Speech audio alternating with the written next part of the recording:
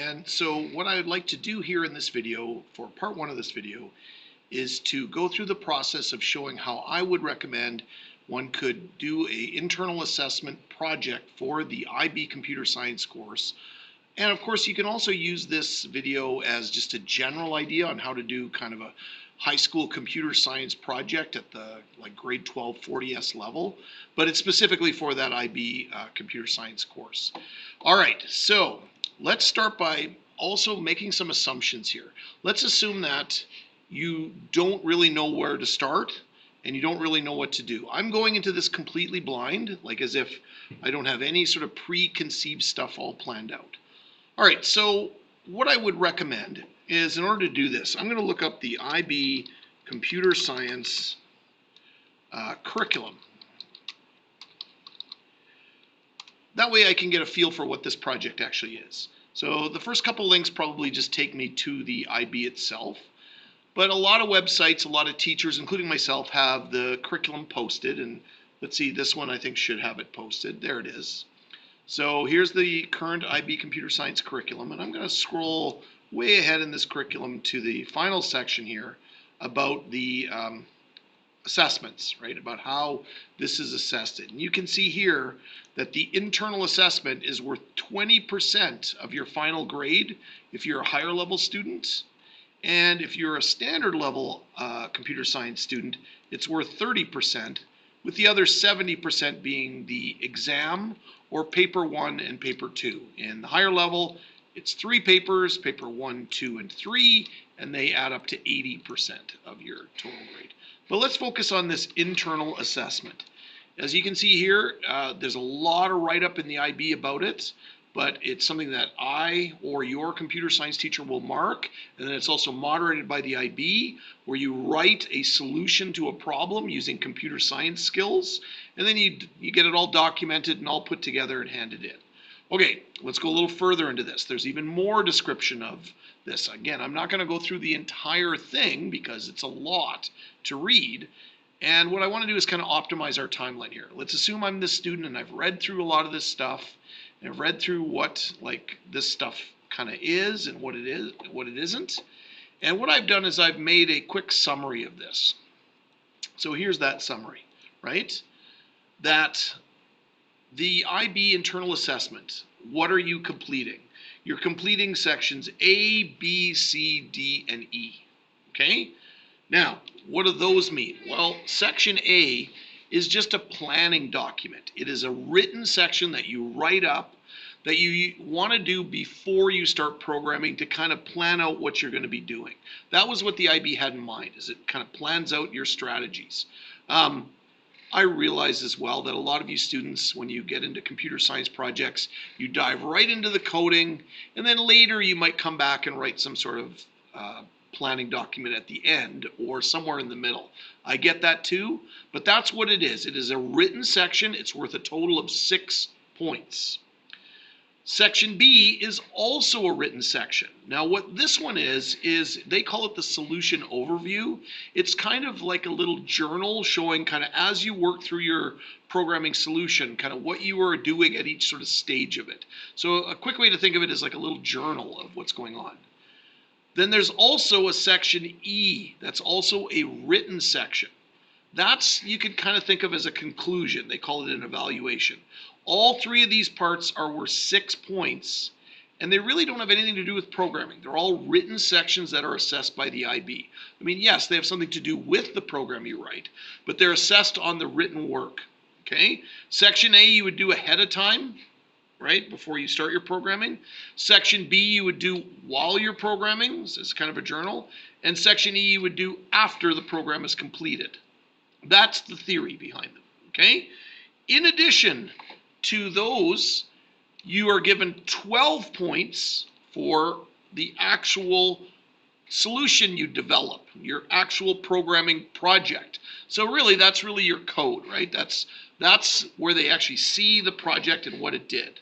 But in addition, in order to show that it works, they want you to make a video of it showing off like that it actually works, and that's worth 4 points.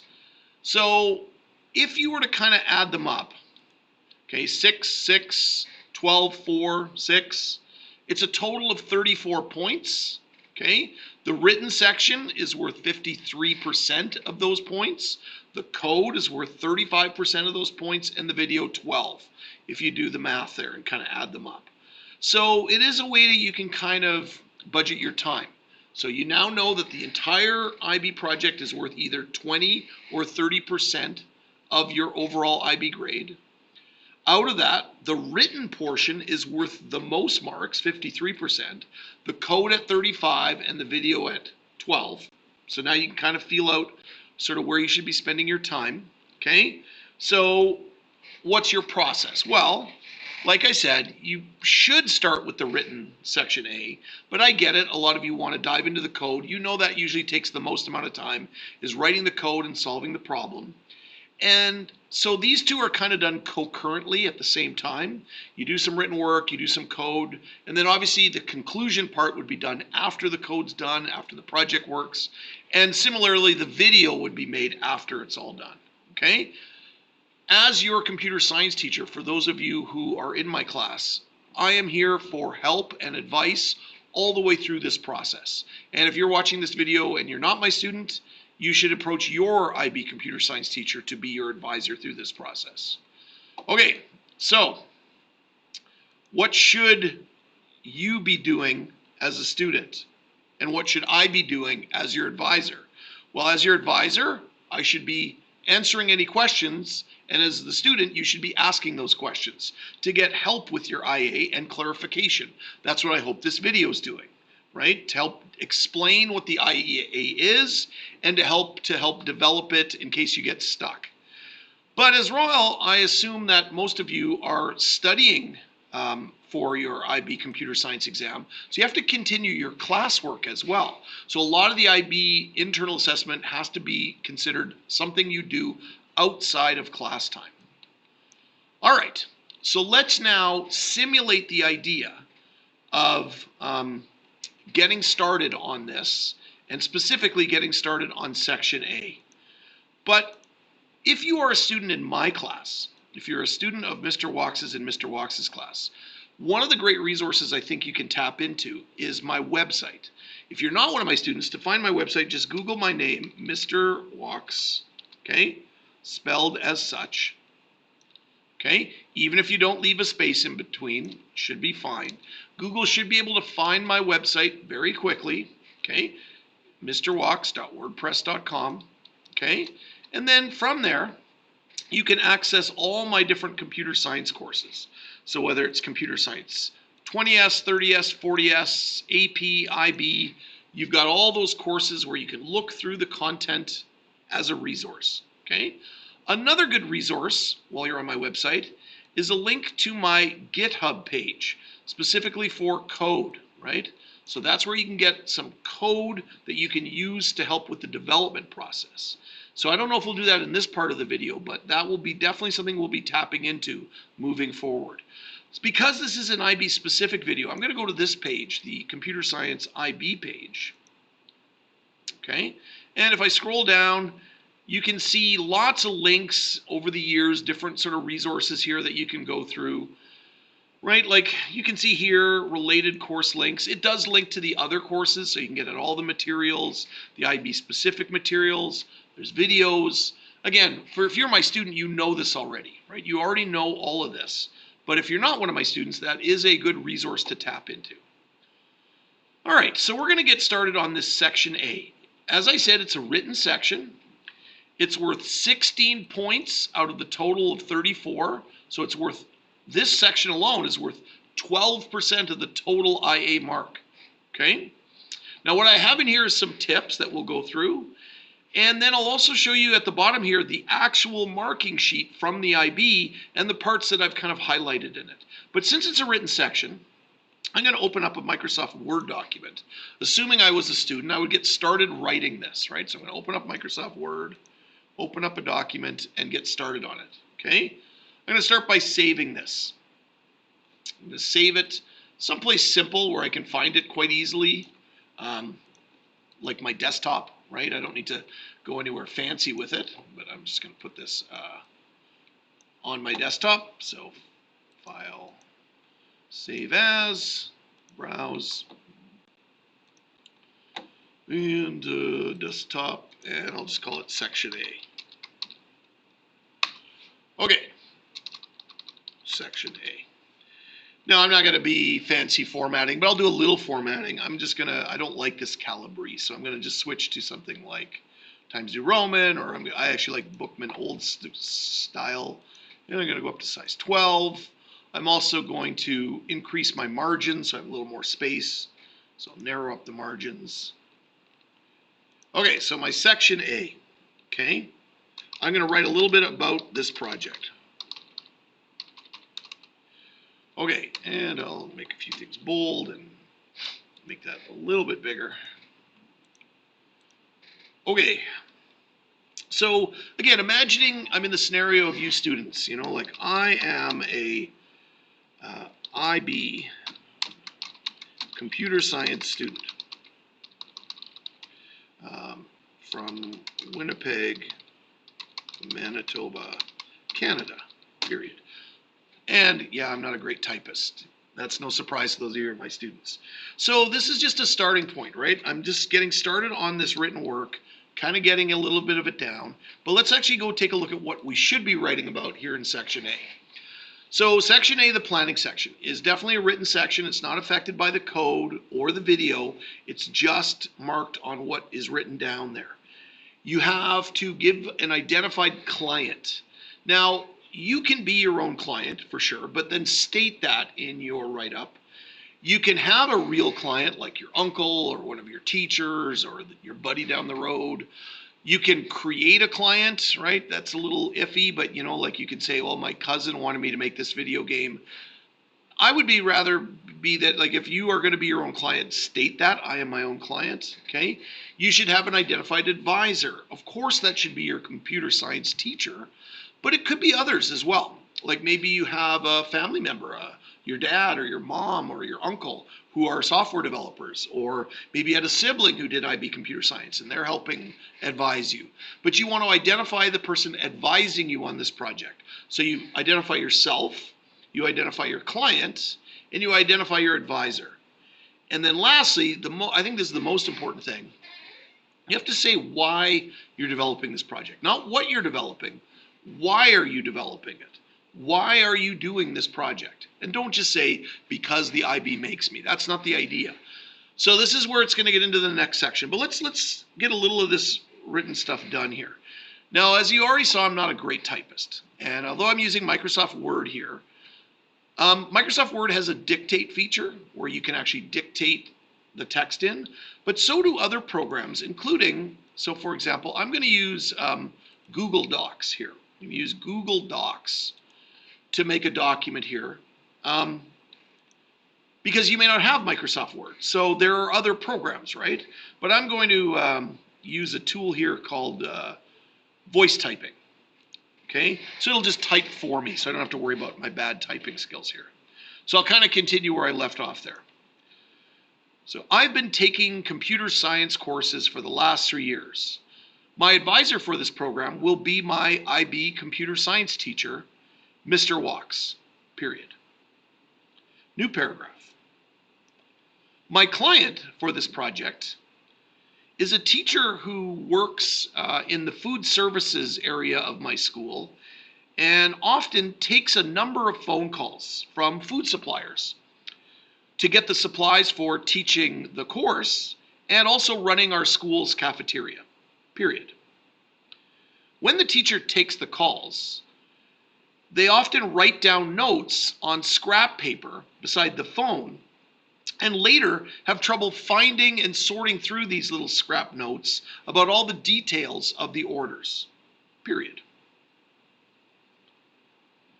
In meeting with this teacher and discussing the teacher's problem, I proposed a solution for this disorganized note paper problem and proposed that I could write a computer program that could be put on the computer that sits beside the phone in this teacher's classroom. And when the teacher takes phone calls, instead of writing on the notes, the teacher could type into the program the notes and then later use the program to help sort and organize and search through these notes to help make this process more efficient, period. Okay, that went a lot faster than me typing all that, and you didn't have to see all my typos as I typed it in. So I'm going to move that over to my Word document here. Okay, paste it in, and misspelled my name. Walks, Mr. Walks. Okay, so I got to clean it up a little bit. So, comma, this is nice again, although, you know, your IB computer science written sections won't necessarily be written marked by an English teacher. You still want to maintain some form of good structure to this. There's no specific way you have to write this. You don't have to write it in any specific essay format, but you want to make it for sure legible. So my client is a teacher who works in food services, they take the calls, and I'll say, and they often write down on scrap paper, et cetera, et cetera, et cetera. And I'm going to put a little thing in here. This is my description. Okay, and for this,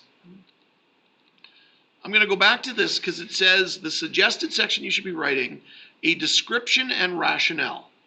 This could be one written section or two. Here you write about why you developed the project. So in a lot of ways, I feel like I've done that, right? So I feel like I have said why I'm going to be developing this, to help that teacher with this disorganized paper note problem. State your client. I did that. State your advisor. I did that too. I also talked about myself. How you consulted. So I talked about talking with the teacher, the consultation process.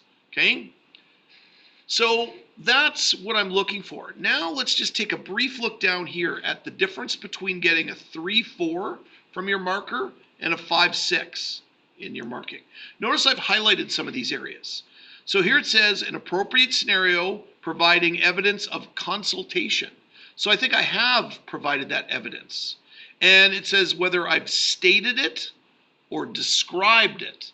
So that's the idea. I want to basically make the marker think I described this scenario, not just stated the scenario. Like I talked to a teacher. I kind of described what I did in the interview process. So I feel like that the marker would be more likely to be on this side of the marking. Okay? So now looking this over, they'd be like, oh, okay. So they described it. So I'm more likely, they didn't just state it, they described it. The rationale for choosing this project is partially explained or it is justified. So did I justify, did I give rationale why this is? So I think again, if you read my write-up, I feel like I kind of have done that. So this is just giving you an example of what the markers are kind of looking for here in this section. My description and my rationale.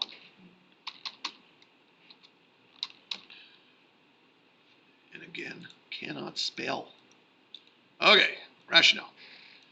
Okay, then I'm going to add one other section to this called the success criteria.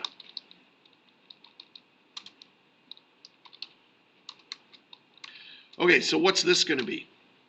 So the success criteria will be, here you write a list of criteria that shows that your program, what will make it successful. So you're basically outlining, these are the goals I'm going to accomplish.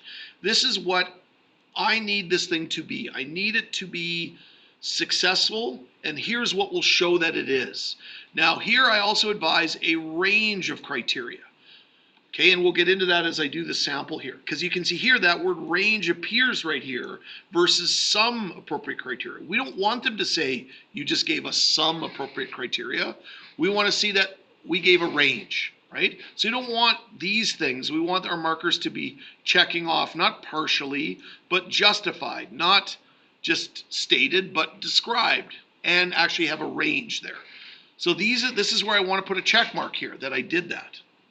Okay, so in order to do that, let's cheat a little bit again. Let me go here, and I'll let it do the typing for me.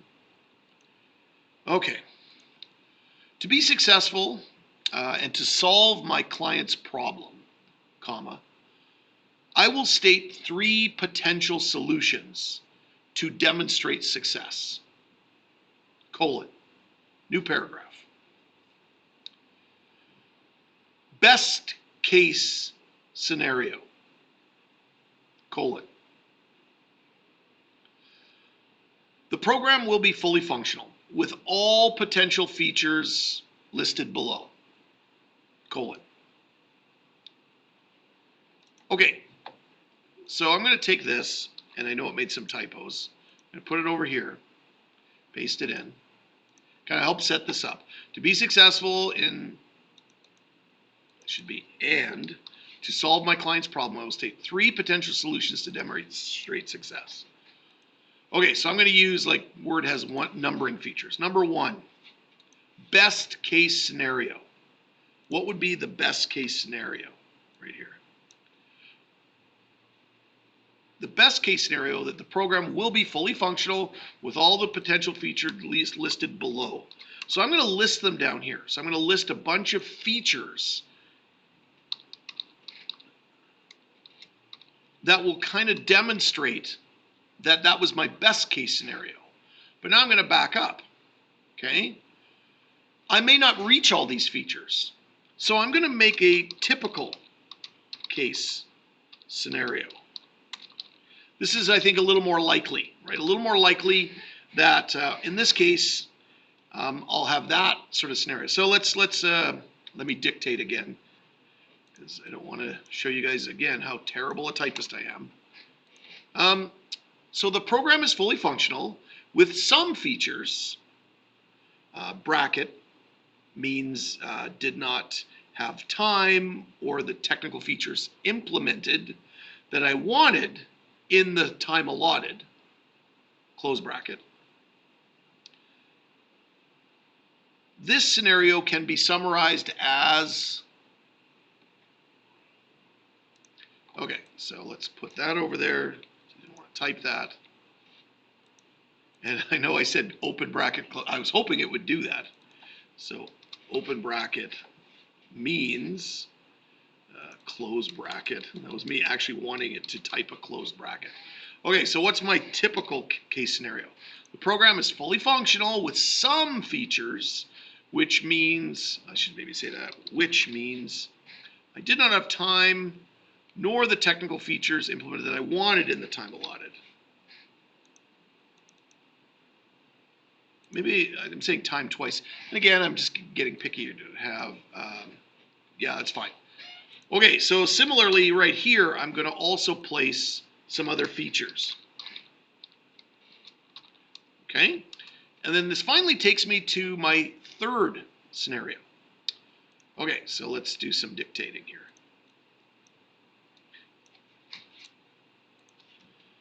Minimal case scenario, colon. At minimum, the program will, colon, new paragraph. Okay, pause the recording for a second. So I'm going to actually do this one first because I want to think, like, at minimum, what would, if I can't get anything done in this internal assessment, in this project, what's the bare minimum that it needs to do? Okay, so let me make a list here. Allow the user to enter in text for a, quote, electronic note, close quote. New paragraph. Notes will have a text entry field to allow the user to enter text in. New paragraph.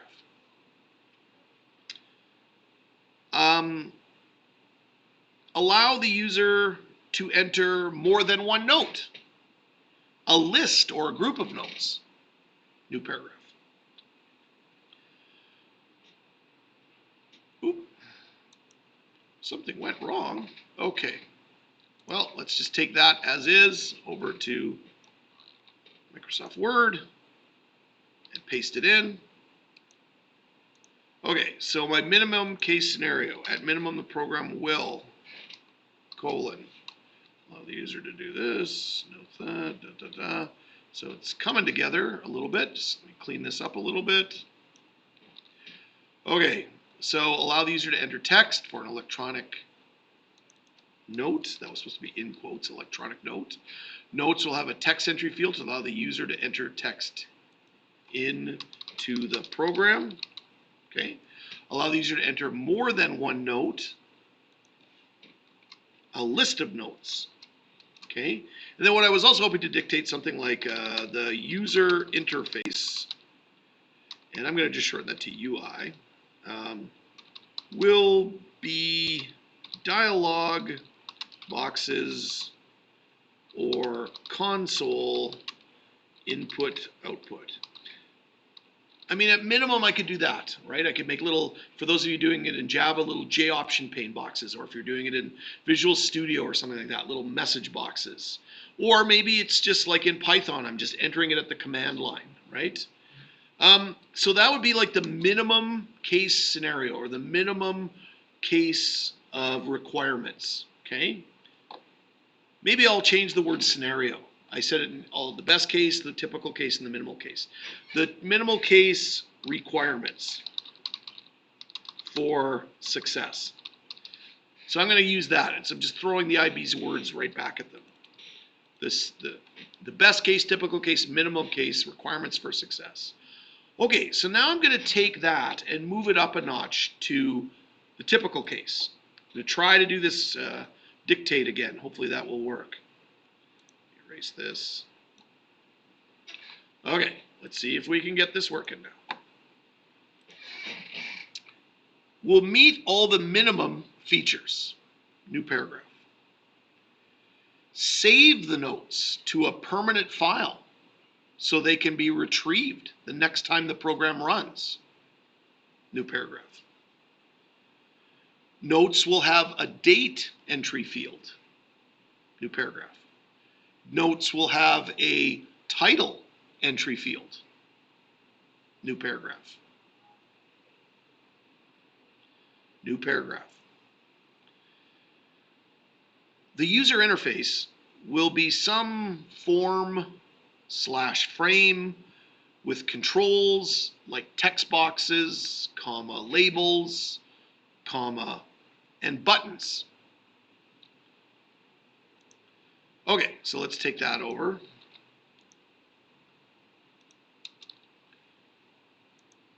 All right, so clean it up for a second. So we'll meet all the minimum features. So we can assume a typical case that it's already meeting the stuff at the minimal case. It's meeting all those.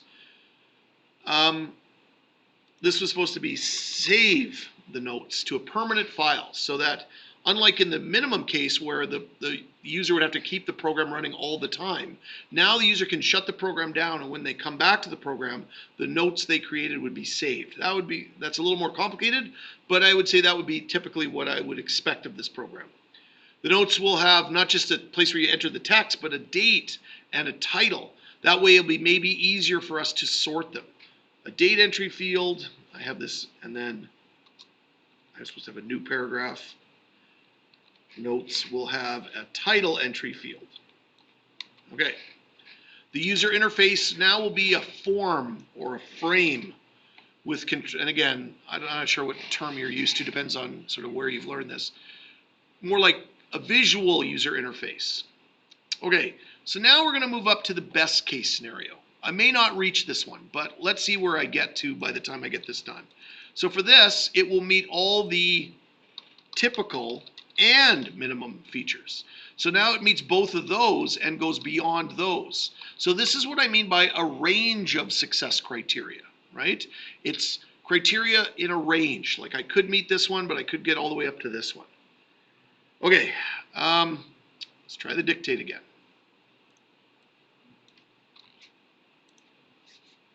The user can sort the notes by date or title. New paragraph. The user can search through the notes by the date, comma, title, comma, or even just text. New paragraph. And advanced user interface with multiple forms and a solid user experience. Okay, so let me put some of those thoughts into here, and I'll clean it up. Okay, so here I'm saying the user can sort the notes by date or title. The user can search through the notes by the date, the title, or even the text. And then I said an advanced user interface with multiple forms or frames, and a solid user experience, otherwise known as a UX, a user experience. Okay, so this is me kind of cleaning it up. But you can see now if I back this up, my section A is kind of written.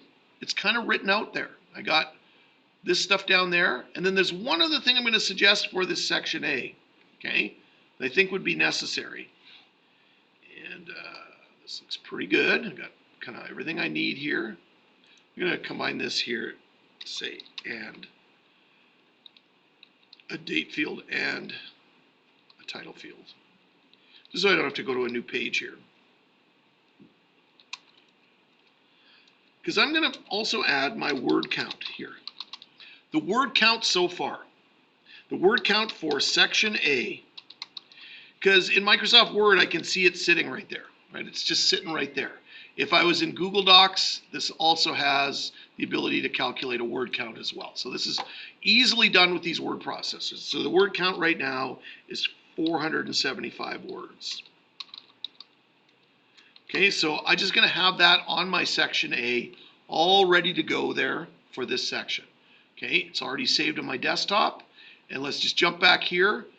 Have I included a range? I think I have. So I feel like I've gotten section A well planned out. I've got an idea of what I'm going to be doing. Now, if you're still really kind of confused and this wasn't completely helpful, I'm going to suggest something else that you could do. And this is from my website, from this IB page. And for those of you who are in my IB class, you know this. At the top right here is a link to a shared folder of documents, but underneath that is a link to sample IA projects. Sample, so I can see what other students have done for this section.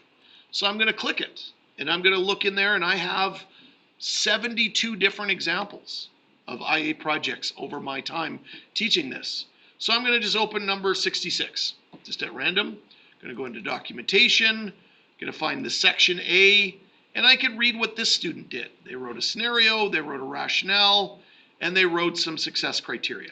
This student did it in 587 words. So that's a pretty good, you can see here, they kind of followed a similar structure. Let's go try another one. I could read through that to get me some ideas as well. I'm going to go to this one, 49, documentation. Okay, this was different. This one's only 262 words. They definitely put a scenario. They definitely put a rationale. They definitely put criteria, but I don't know if they really gave a range there. So I'm not sure if that one is kind of as properly laid out as the other one. Okay, let me just try one more.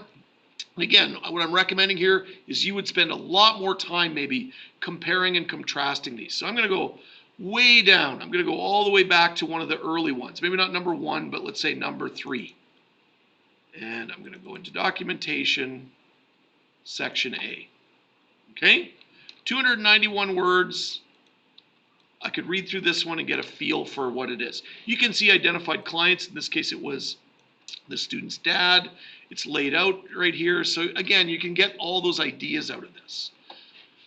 All right, so now that we have section A planned out, it's kind of well planned out, it's time to move into not only section B, but really to start developing our solution, to start writing the code, to start making this project. Section B, in theory, like I mentioned before, is kind of like a journal on your way through this project, but we're not going to necessarily start this in this part of the video. We want to get started in this. We want to get going on a project, right? We got a section A done, but we need an actual project here for this. So I'm going to close up this Word document. I'm done with Word for today, okay? I'm done with my Google Docs and all that for today. I need to actually get started on a project at this point. Okay, so what I'm going to do is I'm going to recommend at this point, I'm going to get a little more organized by setting up a folder for my internal assessment, right? My IB, look at all these acronyms, internal assessment. I'll use a few less acronyms. So I'm getting that folder there. I'm going to drop that in there so that written section's in there. But I need to start writing some code. Now, again, this should be in whatever you're comfortable in, right? If you're one of my students, it's probably Java, but it could also be C#. It could be a program like NetBeans for Java or Visual Studio for C#, but maybe you prefer Eclipse. Maybe you prefer working in Python. Maybe you prefer, etc., etc. So my students know generally that they're going to use something like NetBeans, right? And you're going to set up a brand new project to build this. So I'm going to do that. I'm going to set up a new project. Next, I'm going to put it maybe not only on my desktop, but I'm going to go into that new folder I just made on my desktop. That folder called Internal Assessment. And I'm going to call this, I could call it IA, but I'm going to call it what it is. It's going to be the electronic notes. That's going to be the name of it. Should really get a marketing degree because that's not a great name, but we'll go with that. Electronic notes. Finish. Now I'm not going to do a heck of a lot with this project today here in this part of the video, but at least it's set up. So I've got a folder, and inside that folder, I've got that Word document, and I've got the folder where the actual development's going to take place. Now, again, being organized early is never a bad thing. So, again, for those of you who know a little bit about programming, what I'm going to do is I'm going to set up some packages, essentially like projects. I'm going to right-click, New Java Package. I'm going to call it Media. Whoops, let me rename that. That way I can, when I find if I had like pictures that I wanted to put in this project, or especially with something like a video game, sounds, I'm going to put them in that package so they're not mixed up with my code, so that they're all in their own, essentially their own folder. Also, since in one of my success criteria I said it'd be saving it to a permanent file, that might be a good place to keep that file, or files, is in that folder. Keep it organized. And then I'm going to obviously start writing code and putting things together. So I'm going to get really organized early. Okay, so that's just a start to this project today. Now, before I end this video today for this part, I'm also going to make a suggestion that, I mentioned this at the beginning of this video, that GitHub page of mine has code help. And if you're not one of my students, probably your teacher has also provided you with lots of code help. You yourself probably have a whole bunch of code over taking computer science courses that you did in examples or you did in assignments. You may have even done big projects already for other levels of different courses. Well, those are all resources for you. You can use all that stuff. You're not starting from square one. So when I go to the next video in this development of this IA, I'm going to suggest that we don't start from nothing. We start from the place of some of the code we have. And I'll show you where you can get that code if you're not sure where to get it. Because from my website is access to tons of resources where you can find that. And again, if you're not in my class, your own teacher probably has that as well. Okay, so that's going to be the first part of this video for this internal assessment, specifically on Section A. I hope you found it useful, and have a great day.